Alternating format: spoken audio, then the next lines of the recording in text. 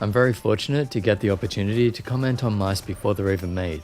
Razer contacted me about this one and I gave some thoughts on the shape, comfort curves in the buttons, and side button position and size. I wasn't paid for that, and this is not a sponsored video, but I am really excited about Razer entering the lightweight competitive mouse market.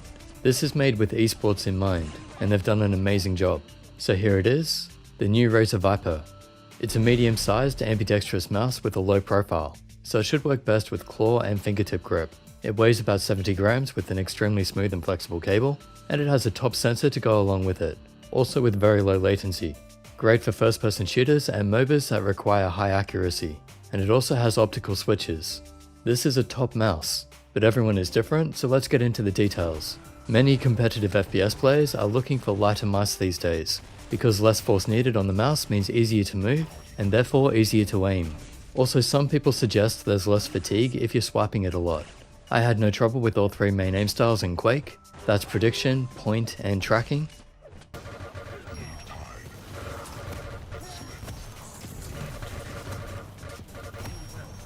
I've been using these kinds of mice as my main for a long time now. The shape is just really good. And you might think, well, maybe that mouse just suits him. But no, this is actually a little too big for me. I play best with smaller mice. As you can see in the comparison, this is more like the Basilisk or Lancehead, but not as large as a Death Adder. I actually need a mouse smaller than the Abyssus. The dimension that seems most important for aiming is in the middle here. That's the grip width, and it appears to be about 5.75 centimeters. If you measure your three fingers across like in the picture, and it's the same, then this might actually help you aim your best. It can work with other sized hands, of course, but as a general starting point, if you want to improve your accuracy, the 3-finger rule seems to be helping so far. The length is about 12.5 centimeters if you ignore some of the flare at the front, which doesn't really affect grip, but when it's combined with the height, that's when we get an idea of the grips. Because it's only about 3.8 centimeters high, that's at the highest point. That's kind of medium, so it's more suited for claw and fingertip grip. For palm, you'd usually want about 4 centimeters, and fairly long. If your hand is under 18 centimeters, you might be able to palm grip it. Although you might be sacrificing a bit of aiming potential there, it could still feel good. A quick tour of the shape, it has subtle curves on the sides, horizontally and vertically. You probably recognize these as similar to what's on the Zowie FK and the Finimouse Ultralight. In my opinion, one of the best ways to shape the sides. It helps for comfort and gripping it when picking it up, especially with the rubberized grips. The rest is just a textured plastic. The grips are only on the side, and hopefully they don't fall off. That's been a problem on mice recently, but I have heard companies are working on the issue. The sides on this mouse do go in a little more than the FK though. It's only by about 1 millimeter on either side, but I think it feels pretty good. Also, like the Zowie FK, it has a mostly flat top with curves on the sides. But it has deeper comfort curves in the buttons, which I find to feel better. And looking at the base, you can get an idea of the overall shape as well. It's wider at the back and front, and I think the front is what I would make slimmer on this one. It's just a little bit too wide. Then again, this mouse is a bit big for me. I find having my ring finger pushed outward like this makes it harder to control, but for larger hands, it might be a good thing. Either way, it's an amazing shape, definitely one of the best I've used at this point. Final note here, you can see the 2 large mouse feet. They glide smoothly and quietly, and the mouse is stable on them. DPI button on the base too, so no accidental clicks. It has side buttons on both sides, so this is for left and right-handed users. Because I was a small part of the development process on this mouse, I did get to comment on these. I really don't like when ambidextrous mice have side buttons that get in the way. I get so many accidental clicks. Razer's solution was to make them thin and shape them so that it's actually hard to press in. You might be able to see here that I really have to try to press them in with my ring finger, and even then it's hard. So no problem on that side, although on the thumb side it is actually a bit more difficult. Compared to the usual side buttons you'd get, for me, I personally had to make more effort to click these in. It's not impossible, they're still usable, but it's just one of those trade-offs. But in my opinion, it's definitely worth having this way. Just have to use the thumb tip instead of the joint and the thumb. Here's a quick look at it next to the Zowie FK1 and Glorious Model O. You can see the basic principles are all there. It's almost like they just squished it a bit, and that's actually a good thing in my opinion. I've been saying for a long time now the FK shell is just a bit too long, so making it shorter and maybe a tiny bit thinner, with deeper curves, is actually a great idea. And while it's hard to show, it actually feels quite different in the hand. Most noticeably, this section here on top. I'm very aware of it on the FK and Model O, but it feels more natural on the Viper. Something I don't want to see though is a market full of clones. These three mice are pretty similar. I'd rather not see the same mouse over and over. They are a bit close and they're sort of borderline for me, so I'll just say again, I think it's okay to take inspiration, but not copy. The Viper is actually my favorite of the lot. It also doesn't have holes in it, and yet still only weighs 70 grams. And even better, while the first Model Lows had a bit of an issue with the weak sides, this one doesn't. It feels solid. Rjn have done a great job with this. I would love to see more like it, especially because like the Model Low, they've added a super smooth flexible cable. You can see here it handles just like the one on the Model Low. These cables make mice feel like they're wireless, but Rjn have managed to get that feel with a thin cable. You can see here the Model Low cable is much thicker. Love using these now. And on a lightweight mouse, it's even more important. Now let's talk about the buttons. Here's a listen to them before we get to the details.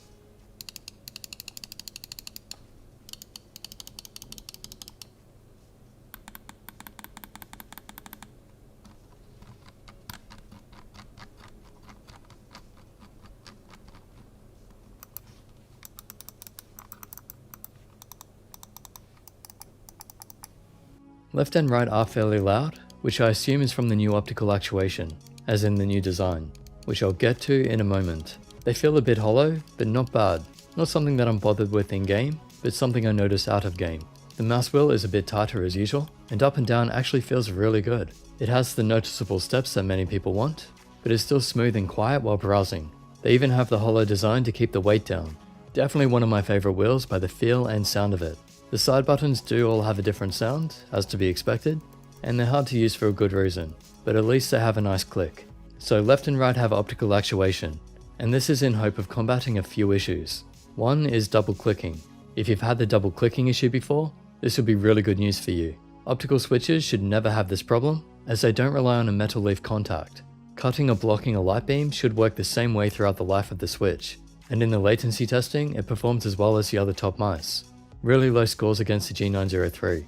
It was a bit better in the human latency testing, but you see on the right, the bump test shows that they're just as fast as each other, sometimes saying left, sometimes saying right is faster.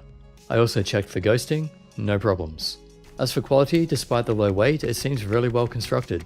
I can't test for long-term durability, I've only had it for a few weeks, but it seems fine except for a very slight rattle on the wheel.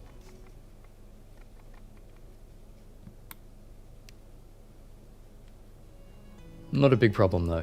Now I'm sure many of you are saying, but I don't want the Rjn software, but then it's also great to have software when you need it.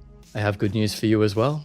This one has onboard memory, so once you've set it up, you can actually uninstall the software. The only thing it won't store is macros.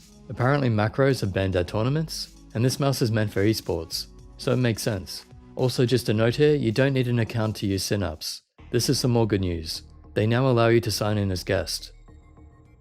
So just sign in as guest, set the mouse up, then uninstall. Done. Looking in the software though, you can alter the buttons, even the mouse wheel up and down, and you see how I have hypershift here. That means when I hold that button, I can change what the other buttons do. When I don't have dedicated media keys on a keyboard, it's great being able to put them on the mouse like this, so I can change volume up and down, hit play pause, and go next or previous track. That's more a general use thing, but I love having this functionality on a mouse, as long as there are extra buttons to use with it. This is why I really like having buttons on both sides. In the performance tab we have DPI, it goes from 100 to 16,000 in steps of 50, and you can change the polling rate, and you have one light on the back of the mouse which is RGB. Speaking of the sensor, Rjn have been using the 3390, and it's a top optical, pretty much the best you can get. There are a bunch of tests you can do, but sensors are so good these days it's barely worth it. I prefer to just show you how it performs in game. The liftoff distance is about 1 DVD, just under, extremely low. As expected, amazing sensor. Just a few points on the general use. The buttons are separate from the shell, so they do have a bit of wobble. This is pretty common. As long as you don't get buttons that are wobbling too much and affecting you while you play, this is okay and I wouldn't say return it. These actually feel pretty solid, and we'll have to wait and see how the side grips do. They might be really good, they might wear out, we'll see. Now for the conclusion. I love where we're at with mice right now. When I first started the channel, we had this idea of what we wanted, but this is even better than that. The last 4 years have seen us go from pretty good mice to absolutely amazing mice. It's easy to think I'm just being overly positive, a sellout or whatever, but the truth is these mice are really just that good. The shape is amazing for fingertip and claw grip, great comfort, really well designed, Really good textures and materials by feel, almost flawless sensor, amazing buttons and wheel along with optical switches, so it fixed for potential double clicking, extremely smooth and soft flexible cable, very low weight. I mean, find me a flaw on this mouse. It's an outstanding mark of just how far we've come in competitive gaming products. Okay, no mouse is perfect, there are things that can be improved still, and it has that slight rattle on the wheel, but you know what I mean. We're in a very good place with mice right now. I trust I've backed up everything I've said, and this is what I've been asking for years. Obviously I want a smaller version of this and even lighter, but if my hand was big enough, this would definitely be high on my list. And by the size is how you can choose which one is right for you. If you're choosing between this, the FK1 and the Model O, me personally, I think it's an easy choice. I would rather not have the holes, but I also want the lightweight, the better sensor, and the better cable, so I'd go with the Razer Viper. I don't know the price of it, if the Model O is cheaper. It's actually quite similar, so you could go the lower price. But if you have the money, I don't know about everyone else, but I would rather not have holes. And also, from what I can tell, the Razer mouse does have high quality. And you get buttons on both sides, so left and right-handed. Basically the same weight, more features on the Razer, and it also has lower latency on the buttons. The Model O does have that 4 millisecond debounce. That's not a big deal, but I just wanted to mention everything that was kind of relevant to your choice. The Model O is still a solid choice and most likely cheaper, so I'm sure that will keep selling. But from what I can tell, and according to what I've said in this review, this is the better product. I'd recommend it for MOBAs and first-person shooters, to anyone's hand size and grip style that it suits, but as always, you have to find what's right for you. Everyone is different. Hope that helps. Big thanks to Razer for including me in the process and sending it out for a review. Again, this is not sponsored content, all opinions are mine and not influenced by anyone else. Check the description for more information, including ways you can help support the channel. And as always, subscribe, like and share this video, and I'll catch you in the next.